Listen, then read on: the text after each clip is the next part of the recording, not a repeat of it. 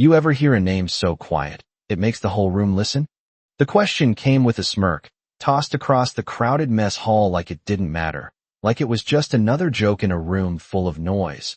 But it cut clean through the low hum of conversation, the clatter of trays, the steady rhythm of boots on polished floors, and for a brief second, something shifted, something subtle, like a draft slipping through a sealed door, unnoticed by most, but not by all. Captain Ethan Cole leaned back in his chair, one arm draped over the metal frame, his uniform crisp, his confidence sharper than the insignia on his chest. He had the room, owned it even, young Marines around him chuckling before he even finished speaking, their laughter easy, automatic, earned not by humor but by rank, by presence, by the simple fact that he was the one they followed. And across from him, seated at the far end of the table, was a man who didn't belong in that equation. Daniel Whitaker sat alone, shoulders slightly hunched, hands resting quietly on the table. His jacket worn in a way that didn't come from neglect but from time, real time, the kind that didn't show up in service records or commendations. His eyes weren't downcast, they weren't defiant either, they were simply there, steady, watching, absorbing, like he had seen rooms like this before, heard voices like these before, and knew exactly how they ended. But he said nothing, not when the laughter grew louder, not when one of the younger Marines nudged another and gestured toward him like he was part of the entertainment, not even when Captain Cole leaned forward slightly, narrowing his eyes just enough to make it personal. So tell me, old-timer, he said, his tone light, but edged with something colder beneath. What was it? Huh? Your call sign? Or did they not give you one back then? A few chuckles rippled again, sharper this time, and somewhere near the edge of the room, a chair scraped just a little too loudly. A Marine shifting in his seat, Lance Corporal Jake Miller, had been halfway through his meal when the exchange started, and now his fork hovered mid-air, forgotten, his gaze fixed not on the captain, but on the old man. There was something about the stillness, the way Whitaker didn't react, didn't flinch, didn't even breathe differently. It didn't match the situation, didn't fit the script everyone else seemed to be following, and it made something tighten in his chest, something he couldn't explain. Captain Cole mistook the silence for hesitation, or maybe for weakness. His smile widened just enough to invite the room in closer. Come on. He pressed, tapping the table once with his knuckle, a small sound that somehow carried. Everybody had one. Or what? You forget? The room leaned with him now, attention narrowing, the noise dimming not because anyone told it to, but because something in the air demanded it. Whitaker's fingers moved then, just slightly, brushing against the edge of his sleeve, a faint motion, almost absent, but it was enough for Jake to notice the worn stitching near the cuff, the fabric darker there, like it had been handled more than the rest, like it mattered. And for a split second, Jake had the strange, unshakable feeling that they were all standing on the edge of something they didn't understand, something that didn't belong to them. Captain Cole didn't see it, or if he did, he ignored it, his voice cutting back in, casual, confident. What was it, Mr. Whitaker? He said, leaning just a fraction closer. What did they call you? And still, the old man didn't answer. Not yet. But the silence he left behind wasn't empty anymore. It had weight now, quiet, heavy, waiting. The silence stretched just a second too long, and that was all it took for the room to begin shifting in ways no one had planned. A tray clinked somewhere near the back, too sharp, too loud, and then quickly lowered as if the Marine holding it suddenly realized he had made a mistake. Captain Ethan Cole tilted his head slightly, his smile tightening, not fading but sharpening, like he was adjusting to something he could not quite name.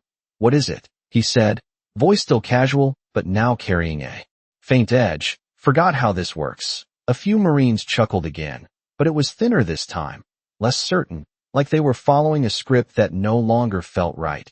Daniel Whitaker finally moved, not much, just enough to lift his gaze fully to meet the captain's eyes.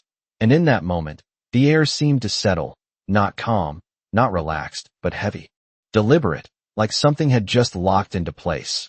Lance Corporal Jake Miller felt it before he understood it, a pressure behind his ribs, subtle but undeniable. He shifted his weight, glancing briefly toward the far wall where a small mounted radio unit sat idle above a supply counter. It had been quiet all afternoon, nothing but background static earlier, but now he could swear he heard a faint crackle, so soft it could have been imagined. Captain Cole leaned forward another inch, unwilling to lose ground, unwilling to let the moment slip away from him. You know, he continued, tapping the table again, slower this time, measured. We use call signs for a reason. They mean something. They tell people who they are dealing with. His tone dipped just enough to make it personal. So if you had one, this is your chance. Whitaker's expression did not change, but his fingers stilled completely now. No movement, no adjustment, just stillness, absolute and controlled. And when he spoke, it was not loud. It did not need to be. You already know that is not how it works. The words landed softly, but they carried weight, the kind that did not argue, did not explain, just existed. And for a split second, Captain Cole hesitated, not visibly enough for most to notice, but enough for Jake to see it. Enough to confirm that something here was off. Something deeper than a simple exchange between a young officer and an old man. One of the Marines near the middle of the table shifted uncomfortably, clearing his throat as if to break the tension. But the sound died halfway, swallowed by the room itself. The faint crackle from the radio came again, clearer this time. A short burst of static followed by a clipped voice too distant to understand. Jake's eyes snapped to it, then back to Whitaker, then to the captain, his instincts pulling in different directions at once. Captain Cole straightened slightly, regaining his footing, his voice firmer now, less playful, more directive. Then enlighten me, he said, the humor gone, replaced by something colder. Because from where I am sitting, it looks like you are avoiding a simple question. Whitaker held his gaze for a moment longer. Then slowly, deliberately, he exhaled, not a sigh, not fatigue, just a release, like someone setting something down after carrying it for a very long time. Jake felt his pulse pick up without knowing why. The room seemed to lean in again, every sound pulling back, every movement pausing at the edge of stillness. And somewhere behind him, the radio crackled once more, sharper now, a voice beginning to form through the static, confirming, stand by, repeat, stand by. But no one spoke, no one moved, because something was about to be said that did not belong to this room anymore. The words arrived without force, without emphasis, and yet they carried farther than anything that had been said before. Iron Viper. Daniel Whitaker spoke them as if they were nothing more than a memory passing through, not an announcement, not a challenge, just a name, quiet and complete, and for a fraction of a second, nothing happened. The room held its breath but did not yet understand why. Captain Ethan Cole blinked once, his expression fixed in place as if waiting for the punchline that did not come. A faint smirk still lingered at the edge of his mouth, but it no longer fit, it no longer belonged to the moment. That is it, he said after a beat, a short breath of disbelief escaping with the words, Iron Viper. He repeated, testing it, weighing it, and finding nothing in it that made sense to him. A few Marines let out small, uncertain laughs, the kind that searched for permission before committing, but the sound faltered almost immediately, because something else had already begun to move. The radio behind the counter snapped alive with a sharp burst of static that cut through the air like a crack of dry wood. Louder now, undeniable, confirming call sign. Repeat, confirming call sign. The voice was clearer this time, urgent but controlled, and every head in the room turned toward it without being told. Lance Corporal Jake Miller felt his stomach tighten as the words settled in, not because he understood them fully, but because of how they sounded. How they did not belong to routine chatter or casual updates. This was different, structured, precise, the kind of tone reserved for things that mattered. Captain Cole straightened in his seat, his attention shifting, irritation flickering across his face as the moment slipped from his control. What is that? He muttered under his breath, but no one answered, because no one knew, or maybe because no one wanted to. Guess. Whitaker did not move, did not look at the radio, did not acknowledge the reaction spreading around him. He simply sat there, hands resting calmly, as if the name he had spoken had nothing to do with the ripple now moving through the room. The radio crackled again, louder, sharper. All units stand by, authentication in progress. A Marine near the doorway instinctively took a step back, not out of fear, but out of something closer to instinct, like stepping away from a line that had just been drawn without warning. Jake's eyes flicked back to Whitaker, searching his face for something, anything that might explain what was happening. But there was nothing there except that same steady stillness. Unchanged, unshaken. Captain Cole pushed his chair back slightly, the metal legs scraping against the floor with a harsh sound that broke the silence just enough to remind everyone where they were. "It is just a call sign," he said, more firmly now, as if trying to reassert control. "It does not mean anything unless it is verified." But even as he said it, the radio answered him. Verification complete. The voice paused, just long enough to let the words settle. Priority designation confirmed. And this time, the silence that followed was not uncertain. It was absolute, the kind that pressed in from all sides, heavy and complete. Jake felt it in his chest, in his throat, in the way no one moved, no one spoke, because somewhere beyond that room, something had just shifted in response to a name that had not been spoken out loud in a very long time. And Captain Cole, for the first time since the exchange began, did not have a response ready. The silence did not break. It deepened, settling over the room like weight pressing down from above.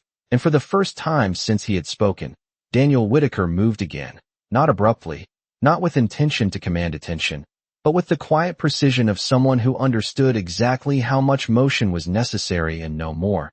His hand shifted slightly along the table, fingers brushing the worn edge of his sleeve, and in that small movement, something unseen seemed to pull backward, through time, not in the room itself, but somewhere behind his eyes, somewhere older, colder, where the air did not hum with voices and laughter, but carried a different kind of stillness.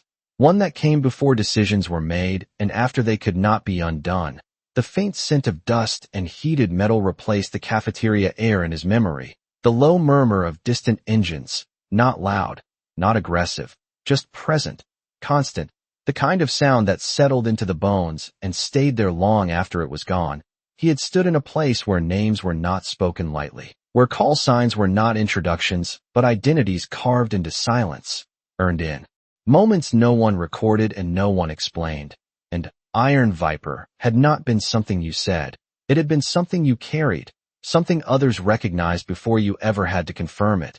The memory passed as quickly as it came, leaving no expression on his face, no trace for anyone else to follow. But the weight of it lingered in the space around him, unseen but unmistakable. Lance Corporal Jake Miller felt it again, sharper now, a certainty forming without permission. He had heard call signs before, dozens of them, some impressive, some ridiculous, most forgotten the moment they were spoken. But this was different. This was not a name people repeated for attention. This was the kind that made systems respond. The radio crackled once more, cutting through the quiet with a clarity that felt deliberate. "Command authority notified, stand by for directive." The words landed in the center of the room and stayed there, no longer just sound but presence. Captain Ethan Cole remained standing beside his chair now, his posture straight but no longer relaxed, his jaw set as if holding something in place. He glanced toward the radio, then back to Whitaker, measuring, recalculating, searching for footing that no longer seemed solid. "This does not change anything," he said, but the statement lacked force, like it was spoken more for himself than for anyone else. Whitaker did not respond, did not acknowledge the attempt. His gaze had shifted slightly, not to the captain, not to the Marines, but toward the far wall, as if listening to something none of them could hear yet. And then it came, not from the radio this time, but from beyond the room itself, a distant sound, subtle at first, the measured echo of boots moving in unison down a corridor somewhere out of sight, not rushed, not loud, but precise, deliberate, each step landing with purpose. Jake felt the hairs on the back of his neck rise as the sound grew clearer, closer, the rhythm unmistakable, not casual movement, not routine traffic, but something coordinated, something intentional, the kind of approach that did not happen without reason. Conversations that had already faded now disappeared completely, replaced by a silence that listened, that waited. Captain Cole turned slightly toward the entrance, his attention drawn despite himself, and for the first time, uncertainty showed, not in words, but in the brief pause before he moved. Whitaker remained seated, unchanged, as if none of this surprised him, as if the room was only just catching up to something he had already known the moment he spoke. And as the footsteps reached the doorway, stopping just beyond the threshold, The entire mess hall seemed to hold itself still, suspended in a moment that no one present would ever fully be able to explain. The door did not swing open with force. It moved with control, slow and deliberate, as if whatever stood behind it did not need urgency to command attention. The handle turned, the latch released with a soft metallic click that carried farther than it should have. And when the door finally opened, the first thing that entered was not a voice, not a command, but presence. Two uniformed officers stepped in first, their posture exact, their eyes scanning without hesitation, not searching, not questioning, simply confirming, and behind them, a man followed who did not need introduction. General Victor Kane walked into the room with the kind of quiet authority that did not announce itself because it did not have to. His uniform bore the weight of years, not just in rank, but in the way he carried it. Measured, grounded, absolute. Conversations that had already faded were now completely gone, replaced by a silence that understood something significant had just arrived. Captain Ethan Cole turned fully toward the entrance, instinct straightening his posture before his thoughts could catch up. His hand moved to his side, almost reflexive, but he did not speak. Not yet, because something in the general's gaze made it clear that this was not his moment to control. General Kane did not look at the captain first. He did not acknowledge the room. He did not even pause to take in the scene. His eyes moved past all of them and settled directly on Daniel Whitaker. And in that instant, the air changed again, not heavier this time, but sharper, clearer, like a line had been drawn and everyone could suddenly see it. Lance Corporal Jake Miller felt his breath catch, not from fear, but from recognition of something he had never experienced before, respect that did not need to be explained. General Kane took a single step forward, then another, closing the distance with steady precision, and when he stopped, it was not in front of the captain, not in the center of the room, but directly across from Whitaker, a quiet alignment that said more than any announcement could have. For a brief second, no one moved, no one spoke, and then the general did something that no one in the room expected. He lowered his head, just slightly, not exaggerated, not theatrical, but unmistakable. A gesture of respect so controlled it almost looked like instinct rather than decision. The effect was immediate. Marines who had been standing loosely now straightened fully. Chairs that had been angled casually were pulled in without sound. The entire room shifted into alignment without a single order being given. Captain Cole stood frozen, his expression caught between confusion and realization.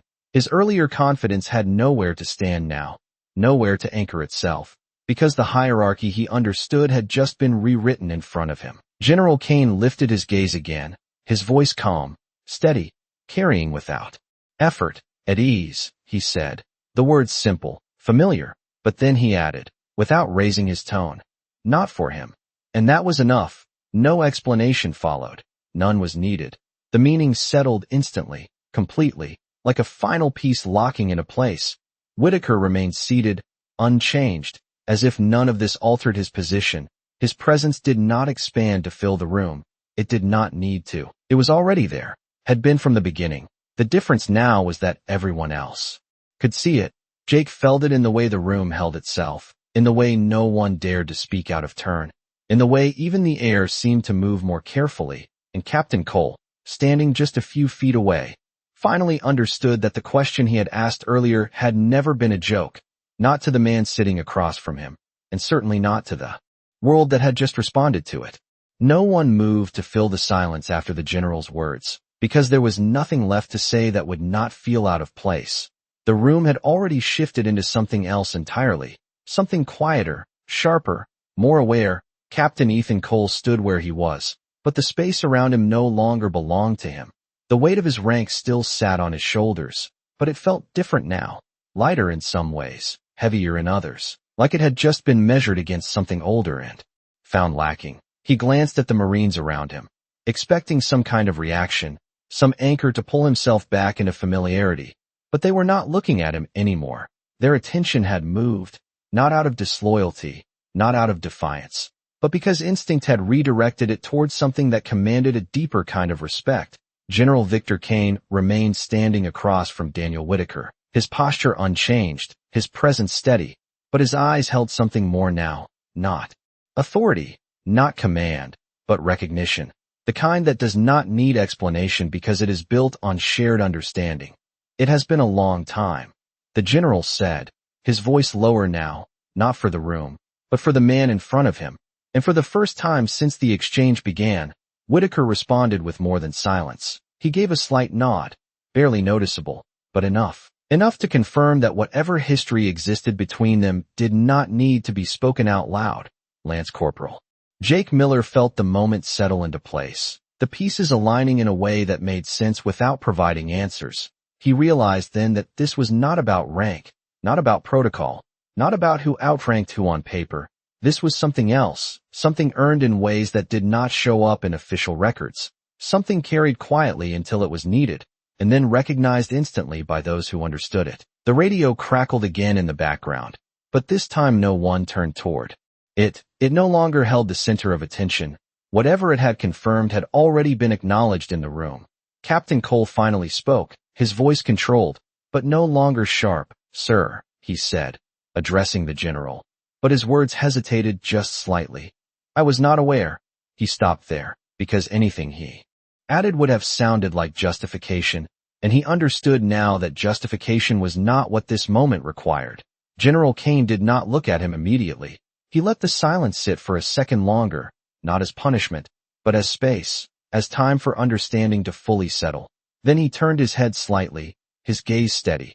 "Awareness is not always given," he said calmly. "Sometimes it is earned."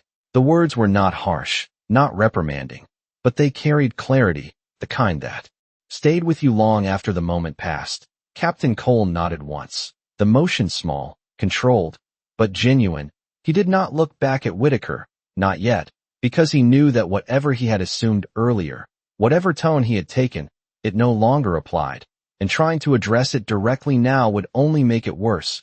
Whitaker remained seated, unchanged, his hands still resting on the table, his presence steady, as if none of this required adjustment, as if recognition did not elevate him, because he had never needed it in the first place. Jake watched him closely, trying to understand how someone could sit so quietly at the center of something so significant, and then he realized that was the point.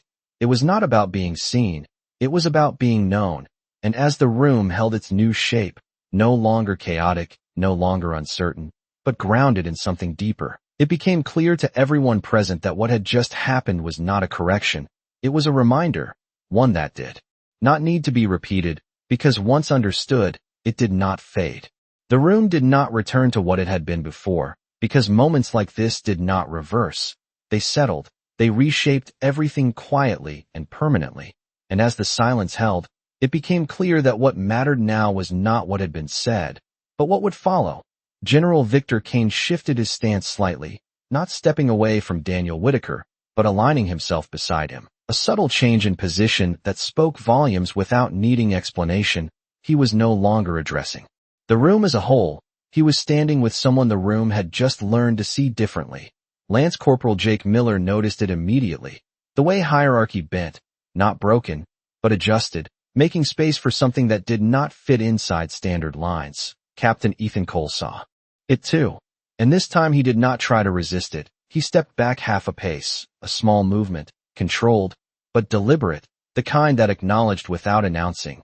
His voice, when it came again, was quieter, stripped of the edge it had carried before. "Sir," he said, but this time the word was directed not at the general. His gaze shifted, steady, respectful, landing on Whitaker for the first time without challenge, without assumption, just recognition. "I spoke out of turn." The admission was simple, direct, and for a moment, it seemed like the room itself paused to absorb it, because it was not just an apology, it was a recalibration, a correction made in real time. Whitaker looked at him, not with approval, not with judgment, but with the same steady presence he had held from the beginning, and after a brief second, he gave a slight nod, not granting forgiveness, not dismissing the moment, just acknowledging that it had been understood, and that was enough. Jake felt something settle inside his chest, a clarity that had not been there before. He realized then that respect was not something enforced by volume or authority. It was something recognized, often too late, but never without impact. One of the Marines near the back shifted his stance, straightening instinctively. Others followed without thinking, the entire room aligning itself again, but this time not around rank, not around position, but around awareness, the kind that lingered long after the moment passed. General Kane finally turned slightly, his gaze sweeping the room, not sharp, not commanding, but deliberate, ensuring that what had just happened had been seen, not just witnessed, but understood. There are names, he said calmly, his voice carrying without effort, that are not meant to be used lightly. He paused just long enough for the weight of the words to settle. And there are people who do not need to remind you of who they are. No one responded. No one needed to. Because the message had already taken root, Captain Cole remained still, his posture firm, but no longer rigid, his earlier confidence replaced by something more grounded, something earned in the span of a few minutes that felt far longer. Whitaker remained seated, unchanged, as if the entire shift around him had not altered his position at all, because in truth, it had not. He had been the same from the moment he walked in. The difference now was that everyone else had caught up. Jake glanced once more at the worn sleeve, the quiet hands resting on the table, and then back at the general standing beside him. And in that simple alignment, he understood something that would stay with him long after this day ended. That presence did not announce itself. It revealed itself, and only to those willing to see it. And as the room held that understanding, steady and unspoken, it became clear that what had happened here would not be forgotten, not because it was loud, but because it was quiet in all the right ways. The moment did not end with a command. It did not dissolve into noise or routine. It lingered, held in place by something no one wanted to disturb. And for a while, no one did. The Marines remained where they were, standing or seated but no longer relaxed, their movements measured, their voices absent, as if the room itself had agreed to remember this without saying so. Daniel Whitaker slowly shifted his hand from the edge of the table, a small motion that seemed to signal something far larger. Not to the room, not to the general, but to himself, as if acknowledging that whatever had been set in motion had now reached its natural end. General Victor Kane watched him for a brief second longer, then gave a subtle nod, not a command, not a dismissal, just recognition that the moment had run its course, and that nothing more needed to be added. "We will not take any more of your time," the general said quietly, his voice returning to that steady, controlled tone that carried authority. Without pressure, Whitaker responded with the same minimal acknowledgment he had given before, a slight incline of the head, nothing more, and then, without ceremony, he began to stand, the chair beneath him sliding back with a soft, almost respectful sound. No one rushed to move. No one stepped forward, because something about the way he rose made it clear that assistance was neither needed nor appropriate. Lance Corporal Jake Miller found himself straightening instinctively as Whitaker reached his full height, not because anyone told him to, but because it felt like the only correct response. Around him, others did the same, a quiet alignment forming without instruction. Captain Ethan Cole remained still for a fraction of a second longer, then followed, his posture precise, his gaze steady, no longer searching for control, but holding on to something else, something closer to understanding. Whitaker adjusted his jacket slightly, the worn fabric settling into place as naturally as it had when he first walked in, but now it carried a different weight in the eyes of those watching, not worn, not old, but lived, every crease, every faded line speaking to time that had not been wasted. He took a single step forward, then another, moving past the table, past the space where the earlier tension had once lived, and as he did, the room parted without being asked, Marine stepping just enough to clear his path, not dramatically, not with display, but with quiet awareness, the kind that did not seek attention. General Kane stepped aside as well, not leading, not following, simply making space, his presence no longer at the center, but aligned with it. As Whitaker passed him, there was no exchange of words, none were needed. Whatever existed between them had already been acknowledged. Jake watched every detail, the measured pace, the silence that followed each step, the way no one dared to interrupt the moment with something as small as a misplaced movement. And he understood then that this was not an exit, not in the usual sense, it was a closing. A final note that did not need emphasis because it had already been heard. Captain Cole remained standing as Whitaker approached the doorway, and for a brief moment, their eyes met again. No tension, No challenge, just a quiet recognition of what had changed. Cole gave a slight nod, not out of obligation, but because anything less would have felt incomplete. Whitaker returned it just as simply, then continued forward. The doorway that had once framed an entrance now marking a departure that carried more weight than any arrival. And as he stepped beyond it, the room did not rush to fill the space he left behind. It held it, just for a moment longer, as if making sure that what had happened there would not fade into routine, because some moments were not meant to be moved past. They were meant to stay, quiet and permanent, long after the door had closed. The door closed softly behind him, not with a sound that demanded attention, but with one that marked an ending, and for a few seconds after, no one moved. The room remained exactly as it was, held in that quiet space between what had happened and what came next. Lance Corporal Jake Miller was the first to breathe differently, not louder, not noticeable to anyone else, but enough for him to feel it, like something inside him had shifted into place, something he did not have words for yet, but knew would stay. Captain Ethan Cole lowered his gaze briefly, not in shame, not in defeat, but in reflection, the kind that did not come from being corrected, but from realizing something had always been there, and he had simply failed to see it. He straightened again, slower this time, more deliberate, and when he looked back up, the room looked different, not because it had changed, but because he had. General Victor Kane remained near the center, his presence still anchoring the space, but even he seemed to soften slightly, the edge of command easing into something quieter, more reflective. He glanced once toward the closed door, then back to the Marines, his voice calm, steady. "Carry on," he said, simple, familiar words that usually broke tension and returned order. But this time, they did not erase what had happened, they settled around it, allowing it to remain. Conversations did not immediately resume. No one rushed to sit.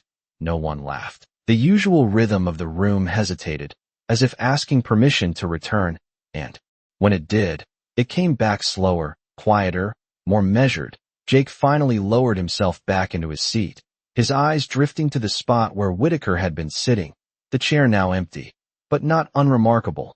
It held something, not physically, but in memory, in weight.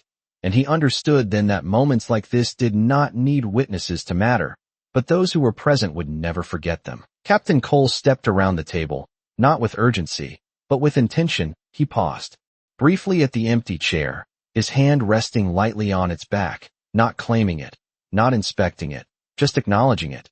Then he moved on, his posture steady, his pace controlled. The Marines around him adjusted as well, not in reaction to him, but in alignment with something deeper, something that had quietly redefined the room. General Kane turned toward the exit after a moment, his role here complete. He did not look back again, because he did not need to. What had been understood would remain, and as he left, the subtle echo of his footsteps faded into the corridor, leaving behind a space that no longer needed to be filled with authority, only with awareness. Jake picked up his fork again, but he did not eat right away. He sat there, thinking, not about rank, not about protocol, but about what it meant to carry something without ever needing to prove it, and how easily that could be overlooked, how quickly it could be dismissed, until the moment it could not. And as the room slowly returned to motion, to sound, to routine, it carried that understanding with it, quiet, steady, permanent. And somewhere beyond the walls of that building, a man walked away without looking back, without needing to, because respect, once recognized, did not require an audience. It only required truth, and that truth had already been seen.